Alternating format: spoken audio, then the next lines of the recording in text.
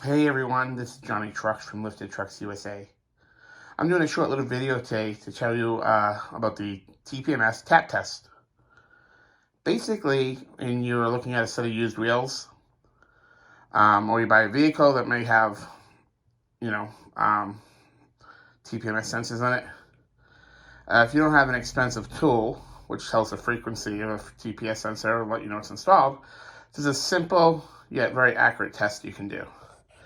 Basically, if you take your finger and put it on top of the valve stem, and by the way, you can tell if it's a TPMS style sensor, all the newer vehicles have a much taller, longer valve stem than a typical regular Schrader valve stem cap would have.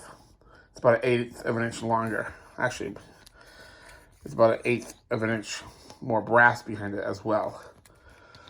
Now, these valve stems typically have a TPMS sensor that's attached to it via a Torx bolt or a star head screw on the bottom. That looks like this. Now that screw can be removed, and the sensor can be removed and applied to just a new valve stem, which can be had for about $3 online. So how do I know if this has a valve stem or if it has a TPMS sensor and a valve stem? Well, you do a simple test. Take your finger and push it towards the outside of the rim. That tapping noise, some people may argue, is the valve stem hitting the cavity in which the valve stem is seated in. But in actuality,